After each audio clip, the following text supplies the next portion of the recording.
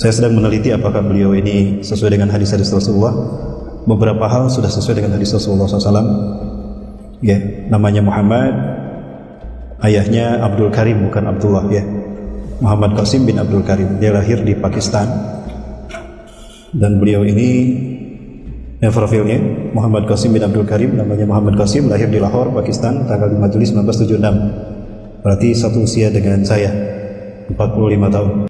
Agamanya Islam, anak dari Abdul Karim, asal suku ayahnya kebangsaan suku Quraisy, keturunan Rasulullah, pekerjaan belum diketahui.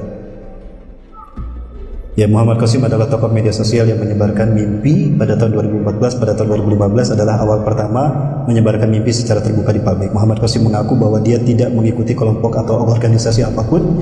Dia hanya orang biasa, orang Sunni biasa. Hanya saja dia berkata jujur.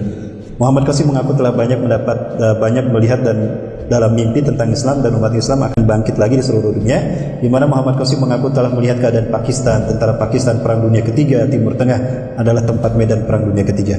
Peran Pakistan adalah kebangkitan Islam, awal kebangkitan Islam dan percontohan Islam yang sesuai dengan ajaran Nabi Muhammad SAW, sekaligus berperan untuk membebaskan semua wilayah yang telah diambil alih oleh penguasa jahat.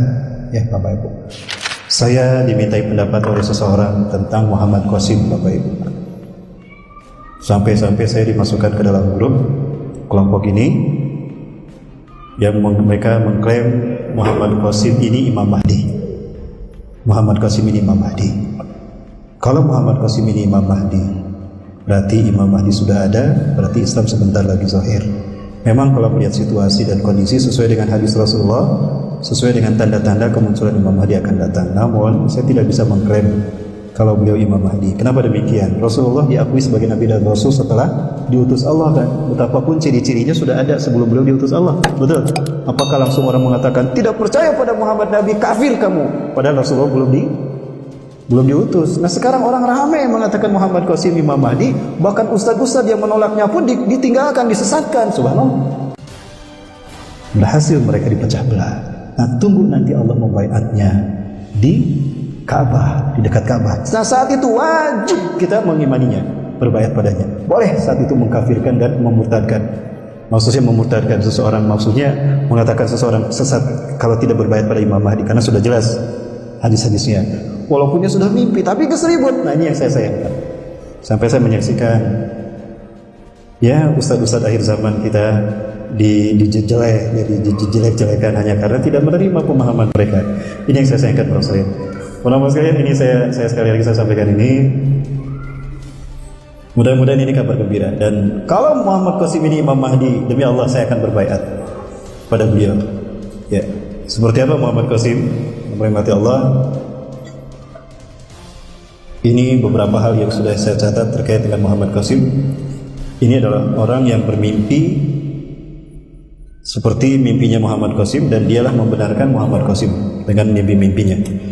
Dan ini Muhammad Qasimnya penambah Allah. Ya, saya sedang meneliti apakah beliau ini sesuai dengan hadis-hadis Rasulullah. Beberapa hal sudah sesuai dengan hadis Rasulullah SAW. Ya, namanya Muhammad, ayahnya Abdul Karim, bukan Abdullah ya. Muhammad Qasim bin Abdul Karim. Dia lahir di Pakistan.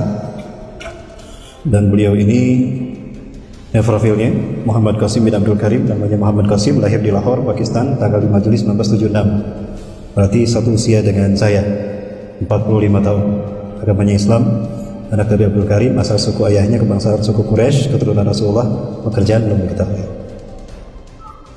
Ya, Muhammad Qasim adalah tokoh media sosial yang menyebarkan mimpi pada tahun 2014. Pada tahun 2015 adalah awal pertama menyebarkan mimpi secara terbuka di publik. Muhammad Qasim mengaku bahwa dia tidak mengikuti kelompok atau organisasi apapun. Dia hanya orang biasa, orang Sunni biasa.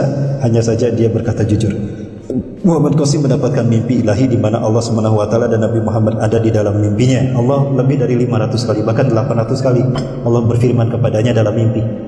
800 kali Allah berkata-kata kepada beliau di dalam mimpinya, langsung berkata-kata kepada beliau. Tapi beliau mengklaim saya tidak melihat Allah, hanya suara Allah yang dengar. Dan bagaimana suara Allah? Dahsyat, luar biasa. Itu kata beliau. Ya, kemudian Muhammad Qasim mengaku berjumpa dengan Allah SWT dari balik tabir cahaya sebanyak kurang lebih 500 kali, dan mimpi berjumpa dengan Nabi Muhammad SAW sebanyak kurang lebih 300 kali. Ya, ini Muhammad Qasim. Kemudian fafil berikutnya, Pertama kali Muhammad Qasim mendapatkan mimpi ilahi di mana Allah Subhanahu wa taala dan Nabi Muhammad SAW ada di dalam mimpinya sejak berusia 12 tahun 1988. Yang datang secara bersamaan pada umur ke-17 tahun 1993. Allah Ta'ala dan Nabi Muhammad SAW mulai rutin datang ke dalam mimpinya pada tahun 2007, 31 tahun.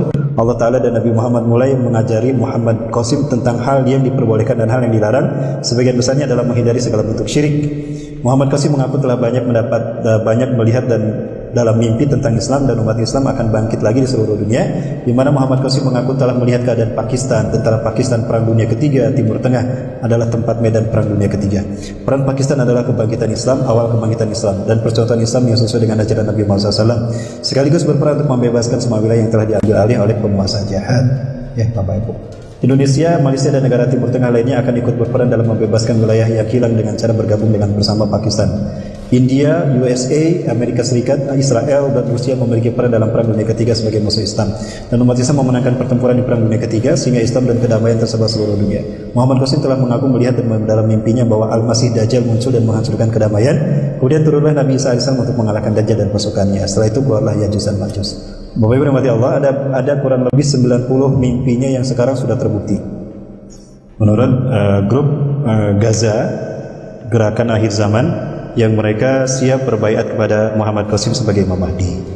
Ya, di antara pengikutnya di seluruh Indonesia dan Asia Malaysia, dan di Bandung ada pengikutnya dan dia pernah hadir di kajian saya. Sementara itu para sekalian rahmati Allah, terkait dengan Muhammad Qasim, apakah beliau Imam Mahdi? Saya tidak tahu. Kalau Allah takdirkan beliau ternyata dibaiat di Mekah dan beliau Imam Mahdi, wajib bagi saya dan bagi kita untuk berbaiat padanya. Tapi kan sekarang beliau belum dibaiat. Ya, Raja Salman pun masih ada. Ya, belum ada pertumpahan darah di Masjidil Haram, belum ada kan?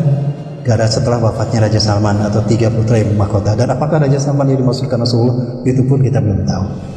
Ya, ada salah satu pengamatannya bahwa pandemi COVID-19 ini akan menyebabkan meledaknya dunia di akhir 2021.